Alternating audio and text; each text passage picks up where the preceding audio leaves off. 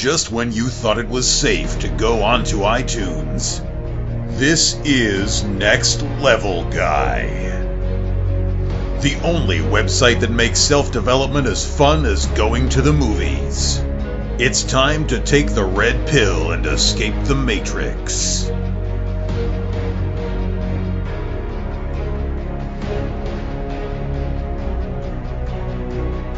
Hello and welcome to another episode of the Next Level Guy Show podcast with your host Ian Dawson McKay. Today's guest is Jack Donovan. So I'm going to read from Jack's About page because I found it truly epic. Jack Donovan is the author of The Way of the Men, a straightforward, politically incorrect theory of masculinity that has become an underground hit around the world.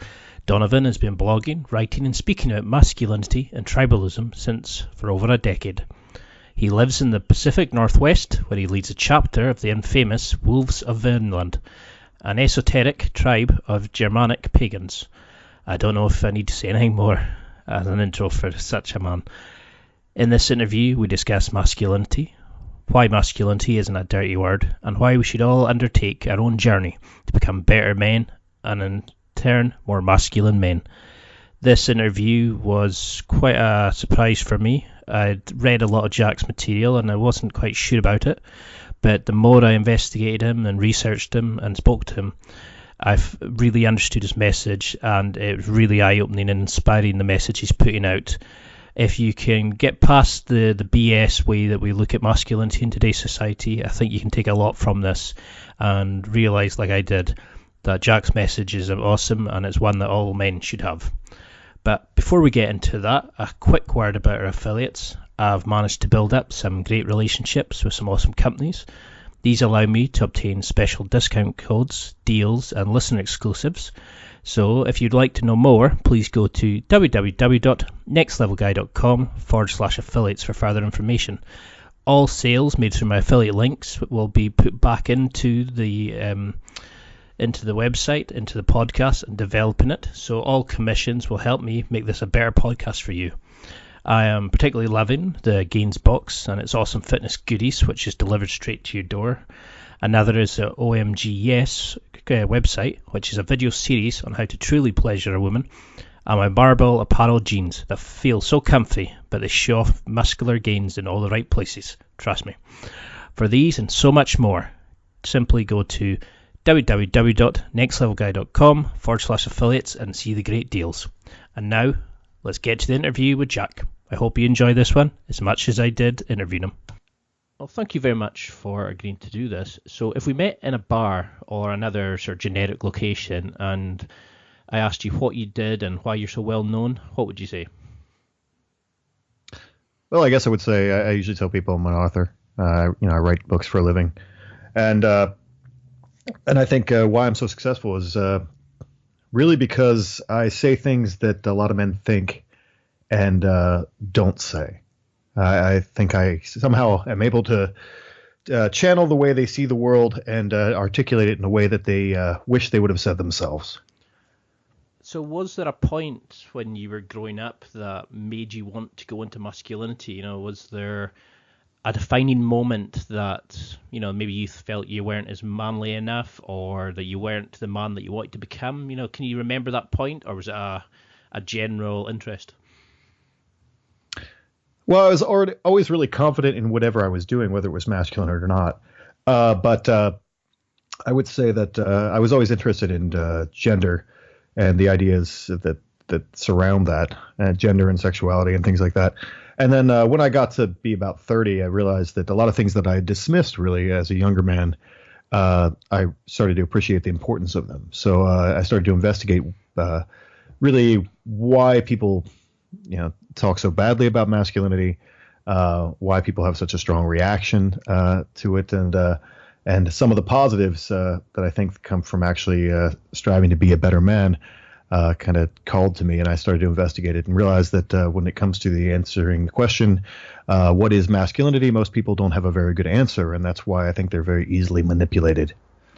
And it's certainly something we're seeing more and more in today's society.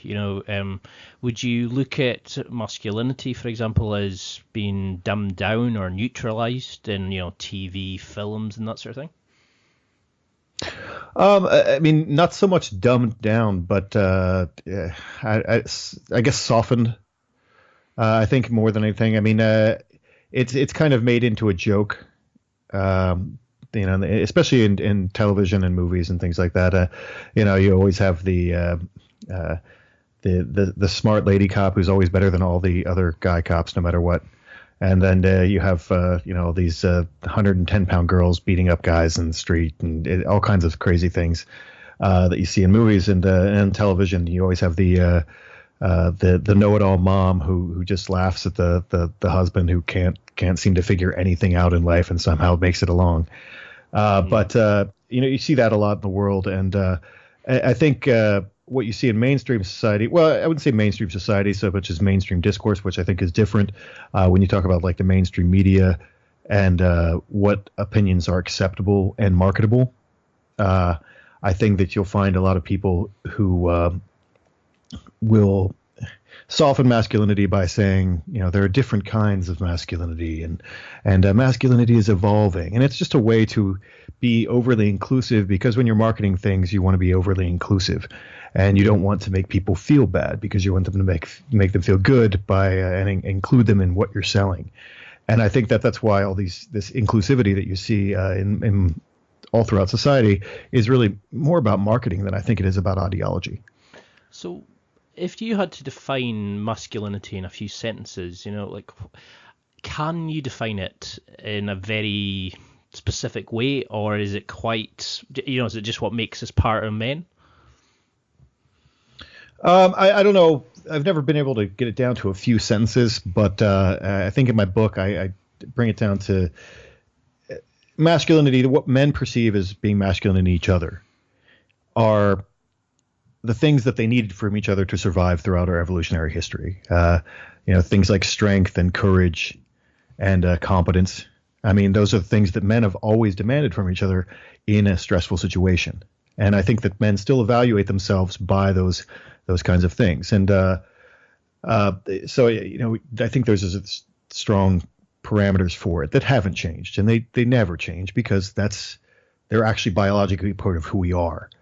When you talk about strength, men are stronger than women on average. That is part of masculinity at its most extreme point. Mm-hmm. And the same thing is true of courage. Men are less risk averse and have been pushed to take risks more and more throughout evolutionary history, because they had to do the riskier jobs. And again, that's always been true. It's not suddenly not true because we're living in an age where we're very protected and we don't have to take any risks. It's still what masculinity is, and so that's really how I'd answer that question. I think there's some basic things that have never changed. I think in ancient Greece, I think that you could have said, is being a man the same as being strong and courageous? And the answer would have been yes to most people. I don't think that has changed a whole lot.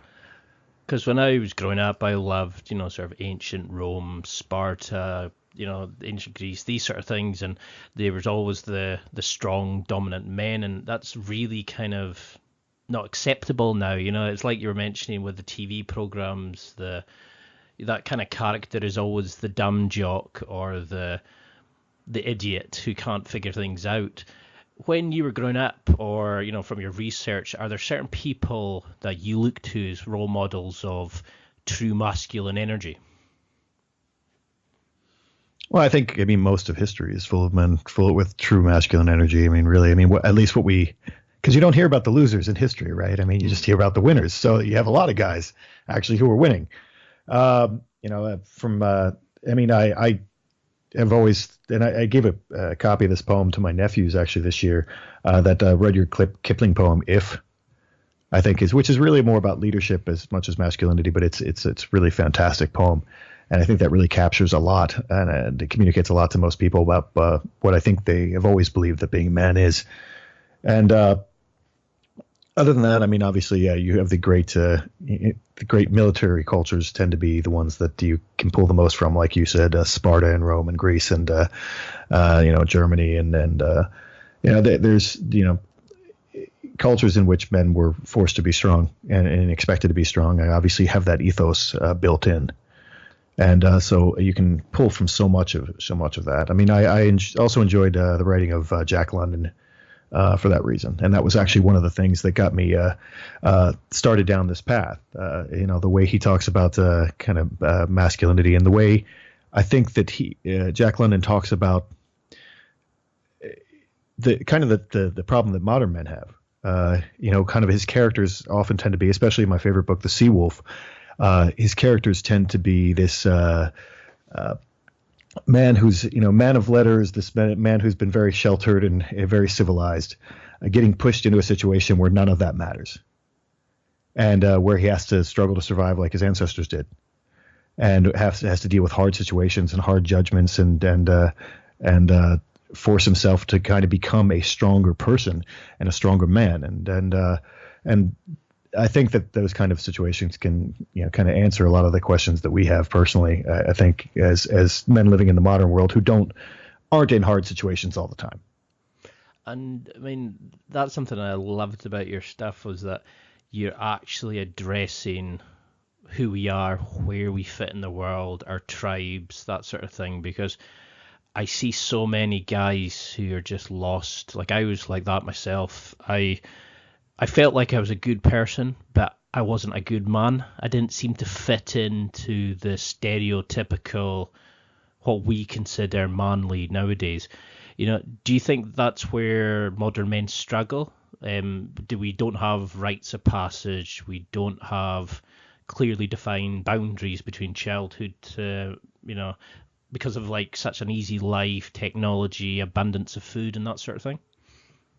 Oh, absolutely. I mean, in many cases, they're actually encouraged not to become masculine, and they're told that masculinity is bad, and that becoming a man isn't a thing. It's just that it's just a fake, imaginary thing, and if that's a self-fulfilling prophecy, because if you believe that, it's actually true.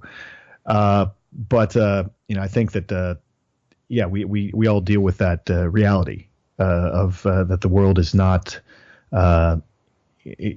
inclined to push us to be more masculine. So I think that one of the things I've been talking about and writing about my new book is that that is a choice.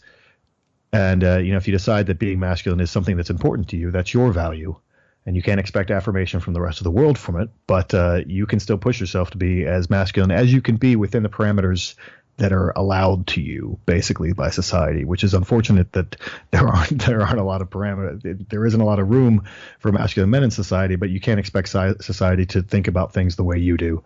That's always a failing answer, I think, in life, is that waiting for society to approve of whatever you do. And that's the thing, is we look to other people for permission to do what we want in life. It's like or do what's acceptable, and sadly nowadays it seems to be watching garbage TV, drinking yourself into stupors, taking drugs to hide the pain. So how can we recreate these kind of rituals? You hear these tribesmen who have to go into the jungle and hunt a certain thing, or they have to go away by themselves. There's all these kind of what we see as out there, rituals to manhood. How can we recreate that in our flashy lives? How can we become men again? Well, there's kind of an organic way that you can do that in terms of, which is not decisive. The thing about ritual is that it's decisive. That kind of initiation is decisive. You start at one side and you end on the other side. And with most people are not going to be able to find that. So what you have to do really is push yourself into situations that you're uncomfortable with, and slowly you do become more confident in your own way from doing that. Whether it's like taking martial arts and getting punched in the face a lot, or pushing yourself to compete in something you weren't really comfortable doing. That kind of stuff. Going out and kind of making different kinds of friends than maybe you have, people who aren't going to necessarily support your weakness and are only going to be impressed by your strength. Those kinds of things, you can kind of have your own initiation in that way. But I think a real initiation really comes from a tribe or a group of people, really an honor group. And so you need that honor group. You need a bunch of other people who are aligned on the same values to really make that transformation happen.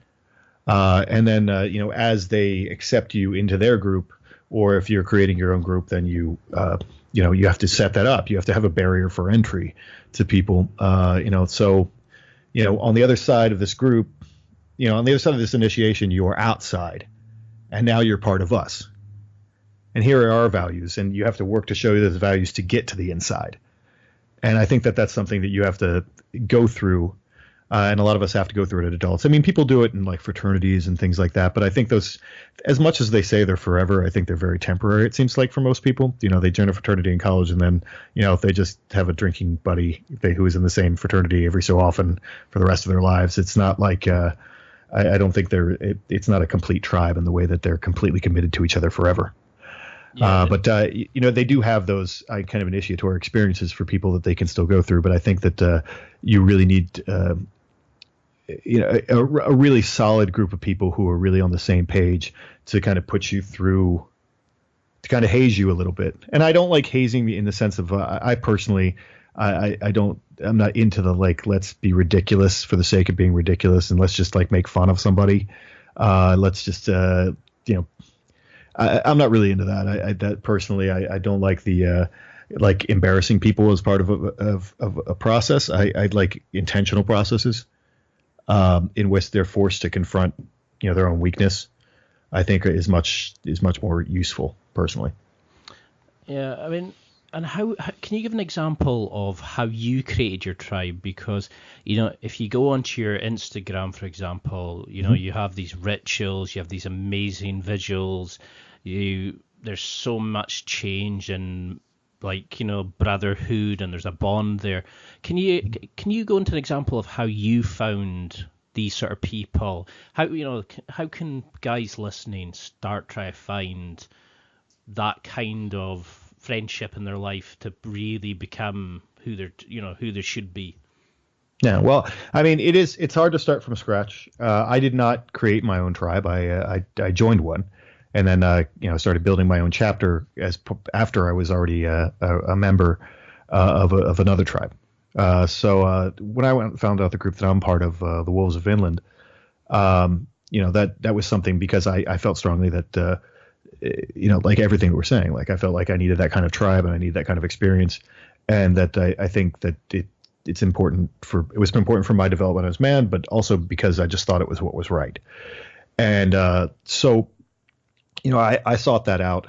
And I obviously as time goes on, there's always a discussion of how you create those rituals, because it's going to be different for every group.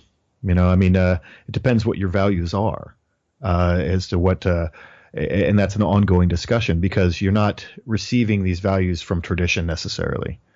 Because if you were, then we wouldn't have this discussion. They'd already be in place. So no matter, because I have guys who are really into Christianity, and they have their own kind of initiation rituals that have to do with their religion and their values. And, obviously what I do is a little bit different. And that, is an ongoing discussion that I have with all of my brothers involved. What do we want from the next guy? What do we want? What do we want them to have to experience? What do we want them to have to go through? What is really going to take this particular person to the next place that they need to go? Because I think our tribe specifically is very oriented in that way. It's not about just, like I said, hazing something to keep as a barrier to entry so much as it is to we also want you to continue to get better as you're in the tribe, and you always trying to become better. And so the whole idea is what hurdle does this person need to go through, because it's different for every person. I think I think if you're dealing with 17-year-old boys, and initiating them into something, in the old in the way that they used to with old private schools and stuff in England and all that kind of stuff. If you're these secret societies and so forth, if you're doing that kind of initiation, you're always dealing with the same guy, a very similar guy at a very, very similar place in life. But if you're initiating someone who's 30 or someone who's 18, they have a whole different range of experiences that they have, and then you have to kind of process them differently, and because they have a different place that they need to get to. And sometimes you have to process them the same, because sometimes that's a cool experience too. But I think that everyone needs something different, because everybody comes from a different place in modern life, because everything is voluntary. Yeah, I mean, I really like that. You very rarely see that kind of approach, the different challenge to bring in the different person. It's usually the same thing. It's, like for a sports team, for example, it's sing a song in front of the rest of them, or these silly like dress in like as a Disney princess and come out drinking with the lads for like a rugby player and all these kind of silly hazing, but there's nothing designed towards the person, their experiences, what they're seeking, what the group needs. So could we replace this with a sports team? Can we join a team or a group to get that? Or should we look to build our own, like you did, like our own faction or tribe or chapter? Well, a sports team is just about sports, right? So, I mean, that's the thing is it's just about sports. And if it's about something else, then why not make it about something else? You can obviously people do get a lot of brotherhood and so forth from being involved in sports things. And I think in other countries, they do that into adulthood more than they do in America. In America, you're done with sports basically once you've been through college for most people. And most people it's high school. I understand in some other countries they have more like adult leagues and things like that, but that's pretty rare in America. People just start working and having their families and that's it. And they don't really have a lot of man time, which is a huge problem.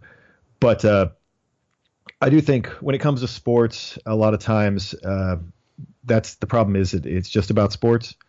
And there's not necessarily there's that inclusiveness again, and I think you have to have a bunch of people who share the same values as well, and the values have to be more than sports. I think at the end of the day, I think if you're all really about something, you all really care about something, they have to be more than just sports. And I think that's when you have problems with like people from very different backgrounds and very different ideas of what is good in life. And so I think that it's more important to find some kind of other thing to center around aside from whether that be just a selection of values or being like a religious thing whatever, but I do think that there has to be kind of a higher purpose I think involved than just sports. And the other thing about sports is in many cases a lot of people talk about they have their tribe like at their CrossFit gym or whatever, and I'm like that tribe costs you $120 a month, and when you stop paying you are no longer a part of that tribe, so it's not a really good tribe. That is a commercial endeavor, like that's the commercial, that's a marketing thing. Your tribe, I mean, like obviously lots of tribes have dues and things like that. And obviously if you don't pay them, you're in trouble. But I think that, a lot of these things are really just commercial activities that they're making feel like a tribe. But at the end of the day, as soon as you stop going, you're no longer part of the tribe. So it's I think a real tribe of people lasts longer than that. Like it's a whole life endeavor. Yeah, I mean that's definitely something you see more of now. It's like, oh, I'm part of this CrossFit tribe. I'm part of this like group because I pay £10 a month towards it. But you're not really part of it. You're paying to be part of it. You're not earning your dues from it. So from your research of the books and history and that, have you noticed that these characteristics that you define in the book, are they the same across the world? Does masculinity or the opinion of it or what makes you a good man change like in Asia compared to Australia or Britain, or are the characteristics the same for all men? I do think that's why I tried to keep it really simple, because I think the simple core is always true. But I do think obviously there are a lot of cultural details that change from place to place. In terms of an example I always use is like a kilt is just a dress in America. It's not anything. It's not. It's like they're not. But the reason why men wear kilts in Scotland is because for a specific reason. Mm-hmm. And so it's not. It's part of their culture and it's part of their masculine culture. And but it doesn't transfer. If you put on a kilt in America, you're just looking for attention. That's kind of my feeling about it anyway. But but in a cultural context, it makes a lot of sense. And it's the same thing is true with a lot of details. I mean, obviously you have, like guys wear like big robes and stuff in other countries, or like, basically, again, like basically, like robes or whatever in other countries where we would not wear that. But obviously their idea of masculinity is actually probably pretty much the same. The only thing that you run into confusion, I think, when you get to people to talk about like isolated groups and matriarchal cultures, which aren't never really matriarchal. They're usually just defeated. And like they're like, they've become matriarchal. Well, no, you just defeated all their male gods. But there's a lot of cultures out there in the world that where you like priest cultures, for instance, like which is a culture inside a culture, really. Like when you talk about priests or monks, then their idea of what masculinity is might be somewhat different. But I think if you look at the mainstream of that culture, and the average man is going to have a very similar idea about what masculinity is to what the things that I'm talking about. Like I said, I think that the Chinese would also like to think that their men are strong. I mean, that seems reasonable. Obviously, there are other values that we have other values too. But in terms of is being a man still about being strong and courageous? I don't know. There are a lot of martial arts movies that make it seem like they care about that. So, it's the same way. It's the same way, I think, all around the world. I think the mainstream, of culture and the average man is still going to think that masculinity has to do with, strength and courage, because it's part of him. I mean, we've evolved very much the same way throughout history, all of us. Obviously there have been different, branches of that. But, a lot of it's the same thing. There's still been wars throughout history in all these places, and men have had to like be strong throughout history in all these places. And so those things I don't think have changed a lot. I mean, they're changing in the way that people talk about them, like I said, in the mainstream media. But the people who control the media are not average people. Like in America, the people who write for a lot of these magazines and who the newspapers and the headlines that you see, I mean, they're very specific group of people who went to specific schools. They live in New York City or LA. They don't have an average American experience. They don't, they are really in those places many times because they hate the average American experience. So they have a very specific agenda and a very weird skew on reality. I don't think most people are as concerned about, gender equality really as you would be led to believe by the news. Yeah, I mean, that was something I was going to ask you about was, say if you go to a bookstore, magazine rack, what's your opinion of the way masculinity is portrayed in like Men's Health, GQ, these sorts of things? Do you see a kind of a slant in the way it's portrayed? Do you see a kind of, does it irritate you the way it's it's like you must have a £200 t-shirt, you must have this boots, you must have these kind of set characteristics, or do you think it's been warped, the approach, like what we should be as men, like the way the media portrays it? Well, there's two different things there. In terms of like I would say magazine racks, I don't know how those things are still in business at all. But just in terms of who sits down and reads magazines anymore, I don't think as many. Only when you're on in the airport or at a doctor's office or something. But I don't think a lot of people get them anymore. So I always wonder how they exist. But because people read most of their news online, and I think that's actually poisoned a lot of what you see in men's magazines and so forth. I mean, they really are absolutely, and this is so sad. Absolutely, there's no difference between them and like BuzzFeed, like the kind of content that you're going to see, the opinions you're going to see. So you'll see these really anti-masculinity things in men's magazines. Really, I mean, like whether it's, I mean, I've seen horrible things, like ridiculous feminist stuff written in like Playboy. And, it's just amazing to me that stuff that men will sit and read that, or that maybe they're not reading it. And they're flipping through it, looking for the top 10 ways to like improve your pecs. And if so, good on them. But, I still feel like you're getting this very weird perspective again from the same group of people. Cause it's like these, liberal writers in New York and LA or in London or whatever. And, they have a very specific skew on what they're writing, and they have and they're trying to compete with BuzzFeed, and so they're going to create some kind of article that says something sensational that a lot of people disagree with, and then they'll get a lot of traffic, and then they get a lot of clicks, and they make more money. And so it's just this kind of garbage culture that perpetuates itself. But in terms of consumerism, which was kind of the other aspect of your question, yeah, obviously, I mean, men who don't know what masculinity is are more subject to being manipulated in terms of what they think they need to be masculine. What does a man look like? What does a man wear? I think there are actually good answers to those questions. Actually, you can actually a buddy of mine named Tanner Guzzi wrote a book recently called The Appearance of Power.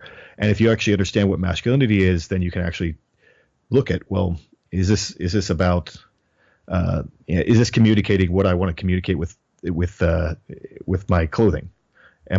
Is the inner me projecting, outwardly effectively? And I think that's an interesting question. But as far as like trends and fashion, I mean, that's just disposable culture. I mean, the fashion industry is based on throwing away things that you said were amazing last year. It's kind of a ridiculous culture. But, in terms of creating things that are nice, I don't think it's terrible to have or want or be advertised nice things. I like nice things. But at the same time, I think that you have to be able to separate that from, does this $65 pair of shorts that I just bought make me a man? Well, no, they don't have anything to do with it, but at the same time, I don't think those things are innately evil. I just think that you have to be able to process that information better, which is why I think it's important to understand what masculinity actually is. No, it's great that you mentioned Tanner. I've actually interviewed him as well. Okay. And I loved his message as well. It's, the thing of it's not the clothes, it's the image, it's portraying you like the person. And that's why I loved your stuff, was the more I read it, the more I understood it, the deeper I could get into it, and I could understand a lot more of it. Before it was difficult for me because I came from a place where you were taught, not to be rough, not to be physical, to fit in, not to speak out when things are happening, and that made me shy, nervous. I got bullied and things like that. How do we grade masculinity? What would you, for those people who think men are just born masculine or not? People who say, "Oh, I'm gay," and they're, can they be masculine? There's these kind of silly kind of conceptions about things, about masculinity. Can we always, develop as a person? Are you masculine or not? Are there grades? How can we do this? Yeah, no, actually, I mean, that's why I like actually having set characteristics that you can grade. That's one of the projects of, I think, of writing The Way of Men, was to say, I feel like I can look at the design of a coffee mug and tell you whether it's masculine or not. I think I think that you can really look at things in the world and say, is that masculine or is that less masculine or feminine? It's like, what does this project? Is this like to me, a heavier glass is more masculine? But it's just, and you can argue about stuff like that because it's silly. But at the same time, in terms of men individually, obviously, we all get what we get genetically. You get, lucky you're 6'3" or maybe you're 5'3". Maybe you're naturally a little stronger, maybe you're naturally a little weaker. But we're all naturally weaker to begin with than we can be. And I think that that's an important thing to remember. It's like you get whatever you get masculinity wise. And obviously there's a spectrum. Like you said, there's a grade. And but to say, well, I'm not the most masculine guy in the room automatically by birth. And again, I don't even know how you would really know that. It's like, was the guy next to you like just raised more masculine? Like that's. But obviously there are going to be some things that are different between men, and you're eventually going to figure out where you're at, but you're never going to figure out where you're really at unless you try. And so, you can always strive to be, more masculine. You can always strive to be stronger, right? At a certain point, there's diminishing returns. Like I don't need to deadlift 700 pounds. I could probably, I could probably train up for that, but I'd have to devote X amount of things to my life to make that happen. And is that really a goal that I care about? Not really. So I'm good. But I've kind of gone up as high as I feel like that's a good spot for me. And the same thing is true of like a lot of things that are strength oriented. Like there is a place with diminishing returns. And the same thing is true of courage. It's like, well, do I have to show you how courageous I am every day? But at the same time, I have to always check myself to be like, am I not doing that because I'm uncomfortable? Or, should I push myself a little bit? And I joke about it, it's all the time. I have this saying like life is conflict, peace is death, that I put on things and whatever. And that's really popular with a lot of my readers. And, it's for me too. It's like there are times when I'm like, I just don't really feel like doing that. And I'm like, I guess I kind of have to, I'd be better if I did, and those are the things that you look at in life, be like, it would have been better if I would have pushed myself a little harder. And you want to have as few of those regrets, I think, as possible. I mean, you don't want to put yourself into situations where you're going to end up in jail for no reason and stuff like that. But at the same time, I think that you need to put yourself in a situation where you're going to face challenges and risk. And I think that makes you grow as a person. And whether that makes you the most masculine man who ever lived, probably not. But is it going to make you better and a better version of the best man that you can be? Absolutely. And I think that that's what your goal should always be. And why shouldn't it be that? So what should these challenges contain? Do they need a sense of risk? Can they be done by yourself? Or, should you do it with somebody else? Should it be physical? Do you have things that you think, the challenge should contain X, Y, Z? Or is it just a case of whatever is pushing you, just the act of trying to become better is masculine? Well, I think, you could try to become a better painter, but that's not necessarily about masculinity. So it's not just anything that you're not good at. You try better at it. I actually like painting, but and I'm pretty good at it, but that doesn't make me more masculine because I can or cannot do that. I think that the things that have to do with improving your masculinity specifically and living a more masculine life do have to include what I've called in the book the tactical virtues of strength, courage, mastery, and honor. And I do think that you have to, whereas for certain people they're going to be some aspect is going to be more important than another. If a guy's grown up in a bad neighborhood and he's been street fighting all his life, he probably doesn't need to challenge himself with courage constantly. He's probably there, but it's also good for him not to maybe relax on that completely. You still have to put yourself in situations you're uncomfortable with in that way. But at the same time, the guy who's never been in a fight, and I'm not advising that people go out and get in fights because there are huge legal repercussions for it. And it's not, unfortunately, it's not necessarily even an honorable situation anymore with most people because you don't know if someone's going to pull a knife on you. It's not like let's put up our dukes and settle this like men. Yeah. That's not real life anymore. So I don't really advocate for that. And also, I'm an old enough man that I think bar fighting is kind of dumb. But I guess it's cool when you're like 22. But I think that you do need to, if you've never been in that situation, I do think you have to put yourself in maybe controlled situations like that. I think that it's really good. It's really good to get punched. I really think it's a good thing. It's a good thing to know that you won't break. You might break a little, but you're not gonna die probably. It's a really good thing to watch people realize that okay, I can get punched a little bit. That's fine. I'm not going to die. I need to be able to deal with this. And then, I think, and the same thing goes with jujitsu and a lot of things that other people are into. It's a good thing to be able to have that competition with other men. And that's why I do really think that it needs to come with that. We're so poorly socialized as men. I think most of us, guys who grew up with a lot of brothers, that's awesome, but most people don't. And, I think that, I think men really need other men around them to push them. Like I said, they'll try harder. I mean, men are who are around other men, and it's biological. They will try harder if there are other men waiting there to shame them. They will be better because they have to be. Because no one wants to be the guy who sucks. So if you have any dignity or self-love at all, you're gonna at least try to. Even if you're the last guy, you want to try to be the guy who he was last, but he tried really hard.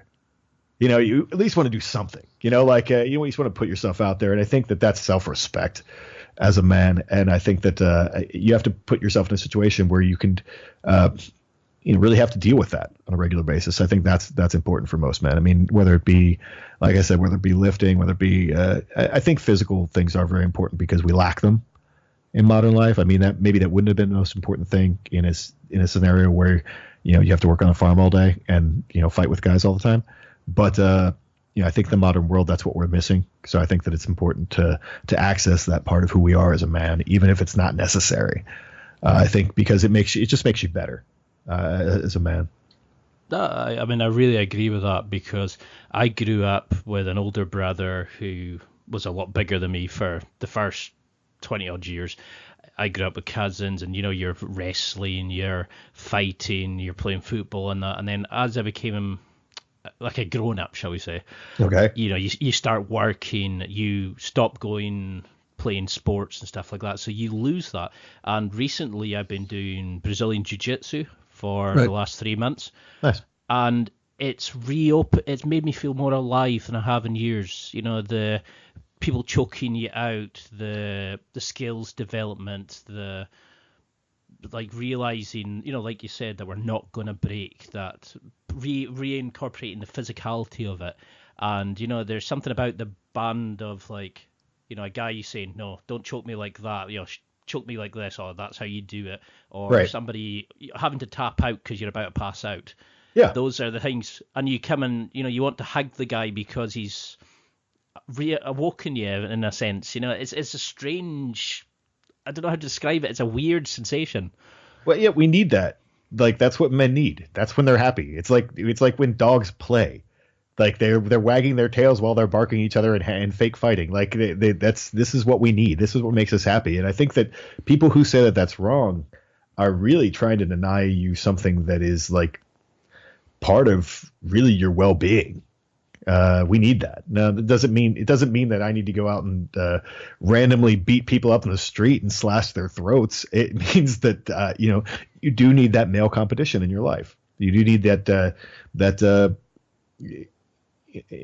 need to push yourself. You need that pressure and that stimulus. Because I suppose it creates that environment because we've got all the food we need, all the comforts and that.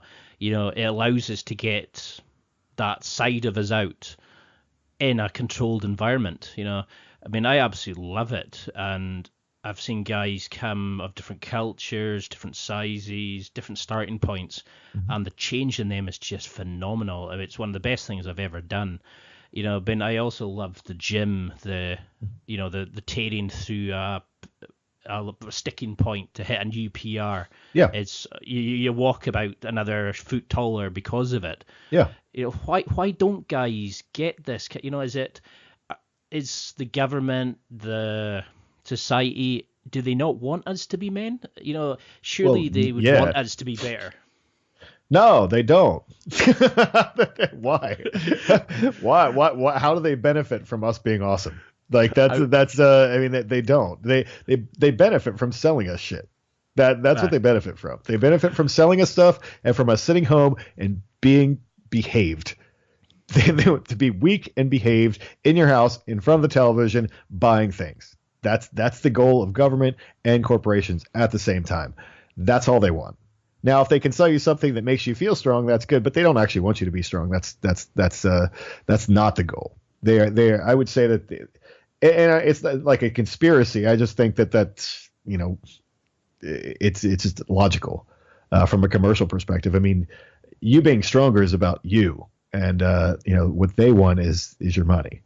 So it's your money and your obedience. is what the government and corporations want, and I think they're almost interchangeable, really.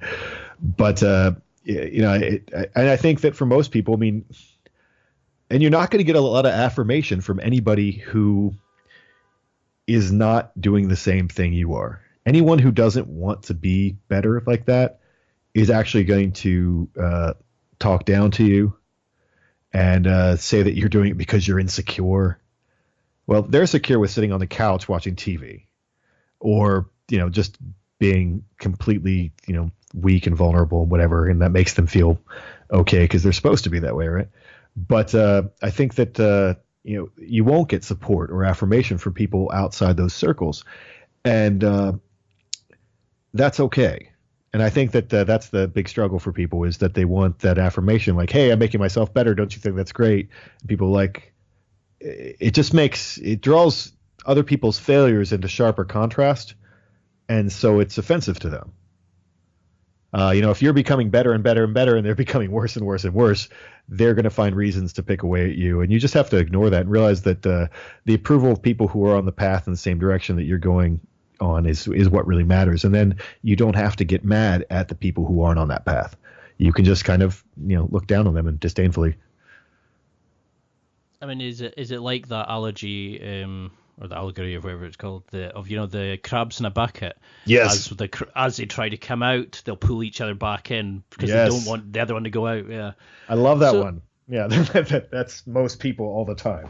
Yeah. Because I noticed that nobody wants you to be different or improve or stand out. They'd rather bitch and moan at you, or rather than use you as an inspiration. They'd rather be jealous and sabotage and bitch about somebody who's going out and doing their own thing. I mean, I got some amount of flack from friends about the podcast when I started it, because I was different. I didn't want to go and sit in the same dingy pub and just drink the same shitty pints. Yeah. Right. Now it was seen as, oh, that's sad, oh, that's so boring, that's weird. Now it's taken over the world, podcasting, Yeah. So how do you think we have to adapt to suit? Because, society has changed a lot in the last 50 or so years. How can we deal with, that? I mean, equality has really happened a lot, and it's really improved society. Some things are not as male-dominated as they were, and it's the developing, women aren't just expected to be mothers and cooks and that, which is brilliant for society, but how do we as men have to adapt to these sort of changes? Well, I mean, I think that one thing is there's a fine line between you can be too positive and you can be too negative. I think that there are some people who try so hard to be positive and so hard to imagine that everything is under their control that they like, you can go out and find a woman who will cook and clean for you, just like they did in the 1950s, or just like they've always been expected to, and you can have this exact life that you think you want. And I don't know that that's always true, or it's definitely not true for everybody, because the amount of, say, those women available to the men, is not equal. And so I think you have to be realistic about what's going on in the world and what's out there for you, but at the same time, you also don't want to be so negative that you become that you have resentment, really, that you're like, well, I can't be happy because the world isn't the way I want it to be. And that's also kind of a black hole that people go down once they realize that maybe they've been lied to a lot as they were growing up, and then they get in the negative situation, and then nothing will ever be good. And I think that you have to ride right in the middle of those two things, of right between realism and taking a realistic perspective on things, but also saying, hey, well, this is where the world is. Like, let me find the best way to be who I want to be, and to have the people in my life who are doing the things that I enjoy. And, how do I really have, the best life I can have, and the most masculine life I can have in this particular instance, and be the best version of myself that I can be, and recruit people who are also kind of on that same mission. And so, the role of women in society, whatever, I mean, it's changed in many ways, not for the better. And I don't think it's better for women in many cases either. They just kind of, pretend they're happy with it in one aspect and then complain about it in the other. But I think that you can't really let that control your life either. You have to just realize it is what it is and move forward and, try and have the best life you can have. So would you say then that it's our duty to become the best men that we can be? Can we get to a point where we've gone too far masculine? Should we always maintain some sort of, I don't know, is it feminine traits or energy, or, how do we keep a healthy balance in all this to avoid becoming the stereotype jock and guy that... The stereotype jock, keep in mind, is a fiction. To a certain extent, obviously we've met that guy. We've all met that guy. But the idea that if you do these things, you will become that guy, that's fictional. That you do not have to actually become dumber as you become more masculine. That is not a rule. You can still be just as smart as you always were and be masculine and smart. You can still be creative and be masculine. In fact, that's a lot of what I'm writing about now, is that masculinity and creativity going together. You can still do. You don't have to. If you weren't a dick, you don't actually still have to become a dick. You can still be a reasonably decent guy. I love that. Yeah, there's no rule that says you have to go from maybe being a less masculine man to then becoming the dumb jock who you hated in high school, who probably isn't like that anymore either, although he might be, because sometimes they never really grow out of that. But I think that you look at all these great men in society who were like, great writers and explorers and warriors all at the same time. That's the goal, not this kind of like one-dimensional thing that's really just kind of a trope in teenage movies, But I think that I don't think it's your duty to anyone. I think that society it's not your duty to society, because society absolutely does not want that from you. They do not want you to become more masculine. That's 100%. They've decided that. Ask the UN. The United Nations does not want you to become more masculine. They've been very clear about that. The same as things that most governments and their health organizations and all that kind of stuff. They would prefer that you just become more like a woman as fast as possible. But if you want to become more masculine, I don't think it's your duty to society. I think it's your duty to yourself. If to be the best version of you that you can be, and that version, being a man, is what you are. You are a man, and if you can be the best version of being a man, that is better. And I think that is your duty to yourself. It's not your duty to anybody else. If you get in a group that demands that of you, that's great. Then it's your duty to them. But it's not your duty to like any kind of larger concern, because most people don't really want that. So it's your duty to yourself. Because that's the thing. If I called this interview, Jack Donovan on how to become more of a man or something like that, it would bring up a lot of negative connotations in people, where we've seemed to be not brought up, but we're kind of pushed now into believing that it's a bad thing to become a man. Well, they have daddy issues, that's all daddy issues is like if someone tells you to be more of a man, that there's so many people who have that trigger that's like, don't tell me what I have to do, man. There's so many people who get so riled up by that, like, don't tell me I'm not good enough. It's this teenage daddy issue thing that a lot of people have, and it's been reinforced because women will say that that's that you're being fake by being more masculine, because they don't understand what being a man is, because they can't, because they're women.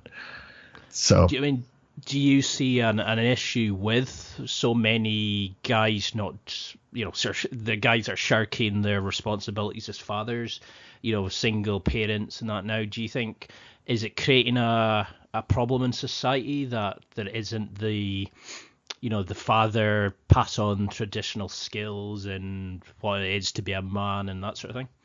Well, that's a two-way street. A lot of people want to blame men for that, because they don't want to blame women. In relationships, there's two people involved. And single mothers aren't saints. In a lot of cases, there's a reason why they're a single mother is because no one can put up with them. And and because they're incorrigible and they act like princesses and they have expectations that aren't realistic. And that's not always the case. Obviously, there are a lot of guys who are just jerks. And there's people who come from single house families and they're some of the nicest people in the world, and then there's the exact opposite with a great family, Yeah, it's 100% true. But I mean, I think that generally speaking, I can't see how it would be good for men or even most people to not have fathers around. Obviously, that's pretty shitty. I think having a good father figure is, and for women too. I find a lot of the most balanced women have had strong father figures. The most like self-assured and least hysterical and crazy women have had solid father figures. And I think that I think it's good for everybody, and everybody kind of loses by not having dads around. But at the same time, society is what it is, and you can't expect to have these like idyllic households that really came from a society that had completely different expectations and completely different access to safety nets like welfare or whatever and all these things. So it's you can't force men to pretend that they live in a fantasy world and stay with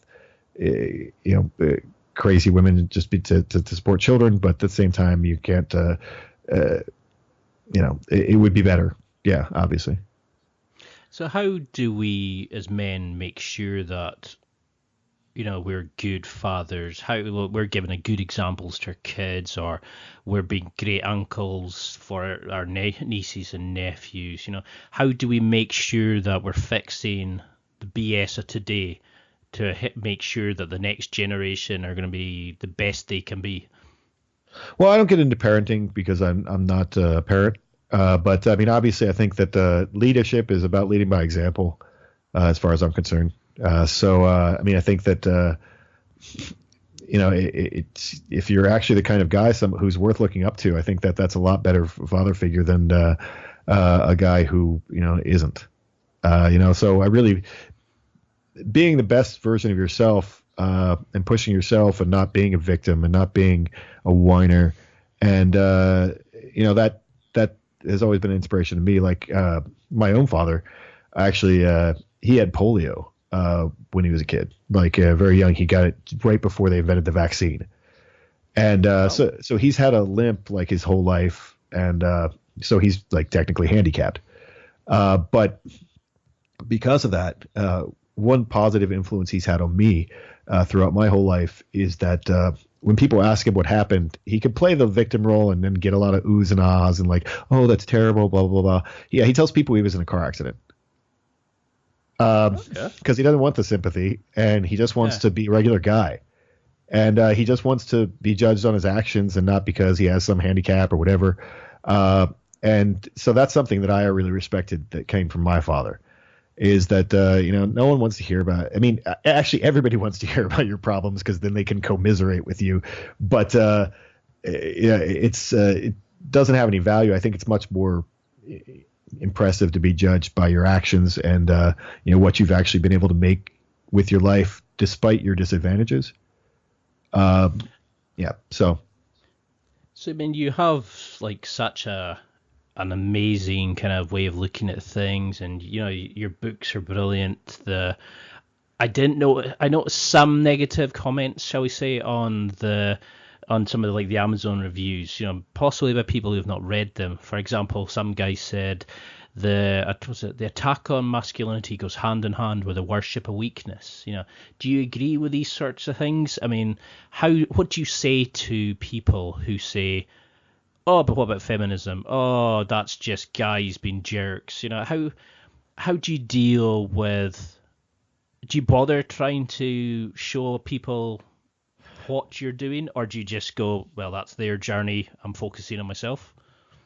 Well, I mean, when it comes to like negative Amazon reviews, I think I have an obscene amount of reviews, just generally, and most of them are positive.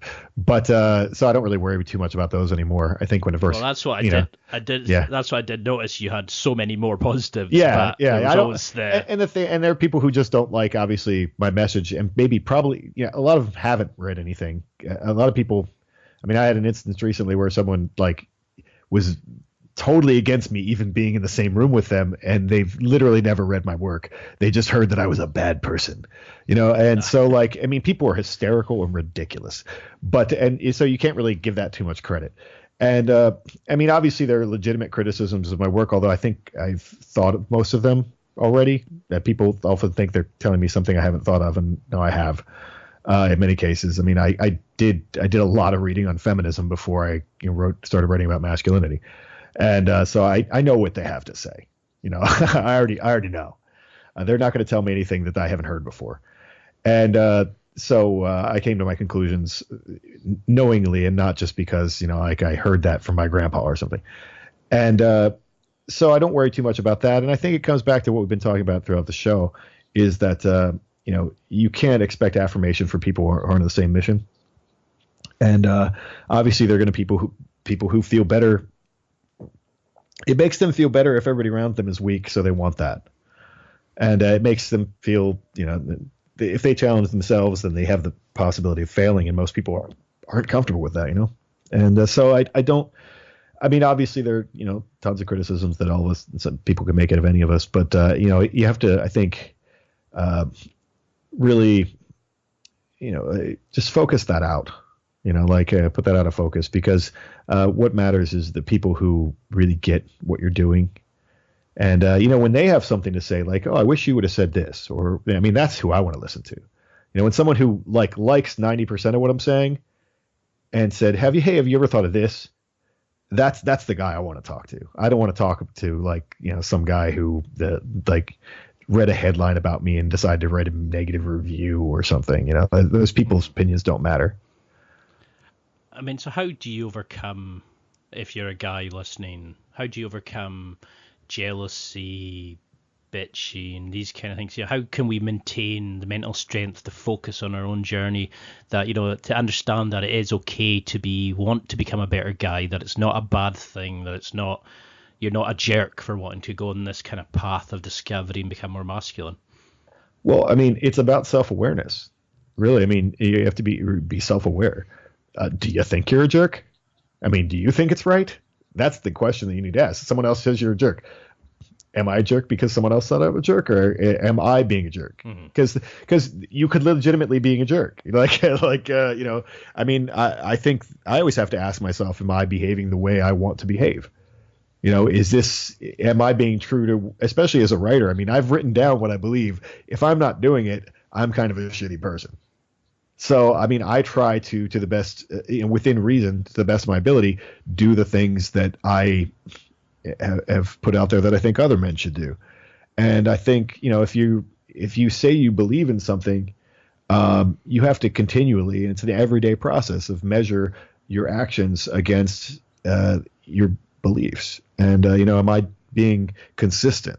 Am I showing integrity in what I'm doing? And I think that, as long as you're doing that, I think that's how you deal with all that, outside disapproval and also just, self-questioning. I think that you, as long as you're, am I still being consistent? I think is the question you have to ask yourself. Is this what I want? Is this what I actually believe? And am I being consistent with that? And is that a way to measure success? Is that how you know you're developing, that you can say 3 times out of 5, yes, I am? Then the next month, maybe you could say 4 times out of 5, or, what kind of ways can you say I'm developing? What should we look for as we're going along the path for, are there signs? Is it just an internal self-awareness feeling, or do we start seeing changes in our own lives? Was there something that mimics the journey that you went on? Do we start seeing the way people treat us better, or... Do you know what I mean? Is there signs, external or internal, that we should look out for on our journey to know we're getting better? Well, I mean, I think a lot of that's measurable. I mean, you can tell when you're getting better at something. I mean, obviously, like if you're lifting weights, you tell when you get better. You get stronger. But I mean, I think that the really exciting thing that happens, there are two things, and maybe you don't always get one. I kind of do, which is neat. I'm kind of at a place where I am kind of who I always wanted to be, and maybe better, which is great. It's a neat thing. Now, could I become even better? Well, sure. Not that I'm just not saying that I'm the best. I'm just saying, like, in terms of what I expected for myself in my life, have I gotten to that place? Am I self-actualized? And I would say to a certain degree, yeah. And that's really satisfying. I mean, but I'm not done. So I'm going to keep pushing myself to be better because, of course, I always can be. And, the billions of guys, millions of dudes are better than me. And at any given thing that I like to do and would like to get better at. But at the same token, the other thing is like when you surprise yourself. And that's the most exciting thing, I think. When you become good at something that you didn't think you could get good at. Or that you finally start to believe in yourself. And not just push yourself to believe in yourself, because that's a different thing. But I happened with my assistant, and it's really one of my best friends, and he's a younger guy, and we've been doing boxing and stuff like that, and I could see it's like 3 weeks ago, the switch flipped from I really want to get good at this to like I think I can be good at this. And he started to like believe in himself, and that was the fucking coolest thing to see in the world, and it was so exciting. Because I think I'm on that journey just now, that moment of I want to get better. I'm seeing it gradually improving, but there's still so much to do, and that's part of the fun. There's so many things you can change. I love the kind of the message you're putting out. I mean, we've been talking now for over an hour, like an hour and 5 minutes, and it literally feels like 10 minutes. And I feel like we've only just scratched the surface from this, but I appreciate you're really busy, but what do you want people listening to this to take? Is there an overarching message that somebody listening should remember, or a mantra, or a focus for the next year or so? Or what would you want somebody listening to go and do, or to listen or focus on? I mean, I think, it just comes back to what we've been saying, about the challenging yourself and putting yourself, trying to be, if there's an ideal version of yourself that you're trying to become, why aren't you taking steps to make that happen? And that's going to involve you challenging yourself and pushing yourself harder and going out and finding other men, who will push you. And, if you get to a year from now and you haven't become more like that guy that you want to be, you're doing it wrong. So is it an unusual fact? I mean, I love asking guys about this, but I normally say, what's an unusual fact about yourself that anyone hearing it would be glad they waited till here? I mean, what's, for you, I would say, what's the least masculine thing about you? Are you feminine in any way? Do you have a leaning towards like a particular feminist thing, or what's an unusual thing about you that people would go, wow? Well, I sure as hell wouldn't tell you.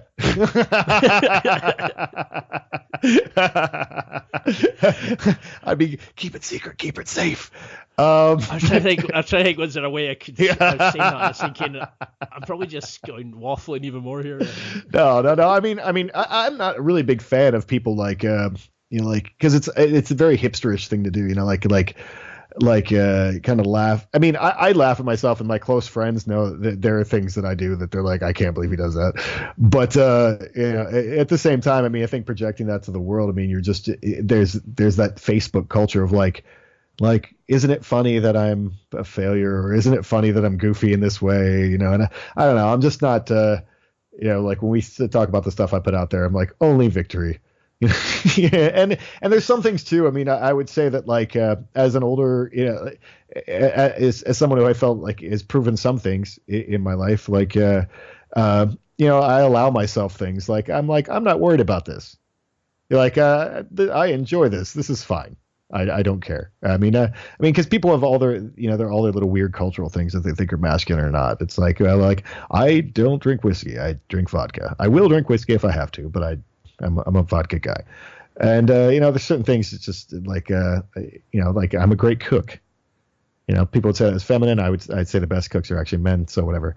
But I know how to. I like cooking fancy food. I don't do it very often because I'm on a very strict diet all the time. But I'll cook some impressive shit. And tons of little things in life. I went to art school, so I'm a pretty artsy guy. So I think that you don't go out and tell people about the really embarrassing song that you like in the world. You just keep it to yourself. Oh, if you've seen my iPod, you'd be shocked. But I think that's the thing. You can make anything your own, so that becomes masculine because you're being yourself. I have to tell you, when I first started seeing your stuff, I felt like, I don't know, was I maybe just in that mindset of like, oh, this guy's a jerk, and look at this manly stuff. But as I developed myself, and I actually was open to it, and I realized the message you're putting out isn't just about, oh, guys.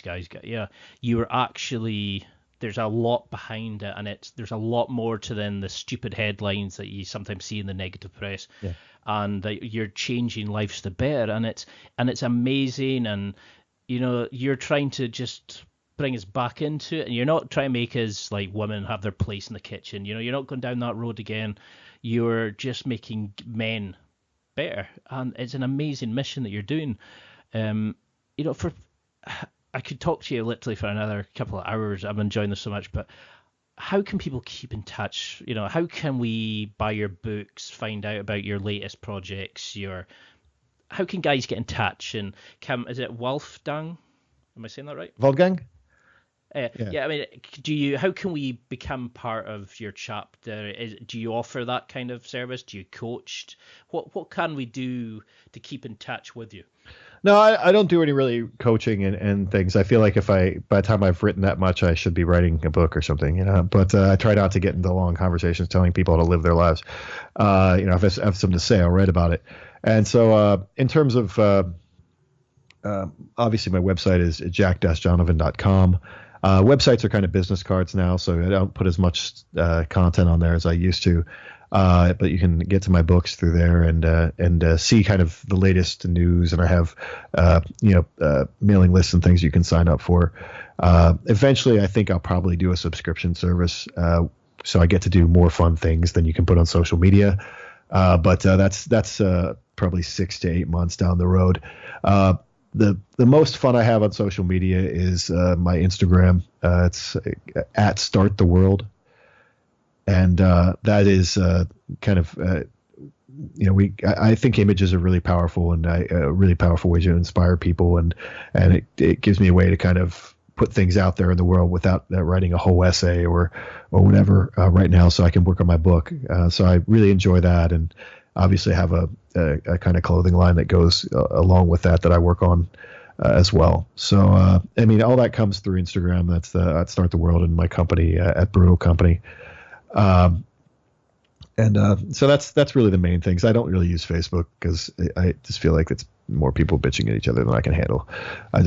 But anyway, so those are the main sources I think that people can follow what I'm doing at.